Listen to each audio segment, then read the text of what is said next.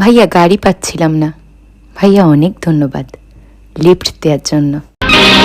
না না, আমাকে ভাই ডাকবেন না, আমার খুব যন্ত্রণা হয়, আমার খুব যন্ত্রণা হয় আমার। কেন ভাইয়া? আবার ওপস, সরি। কারণটা বলা যাবে কেন কষ্ট হয়? তাহলে তো আপনাকে একটা প্রেমের গল্প শোনাতে হয়। আচ্ছা বলেন। ভাই, আমাকে ফুচকা খেতে নিয়ে যাবি? আচ্ছা, বিকালে নিয়ে যাই আমি। সিনেমা দেখতে নিয়ে যাবি? নিয়ে যাব তো আপু। আমার সাথে টিকটক করবেন ভাইয়া? অবশ্যই আপু, আমি আর বাইয়া থাকতে চাই না, বাইয়া থেকে ছাইয়া ছাইয়া হতে চাই। ওকে ভাইয়া। আবার বাইয়া?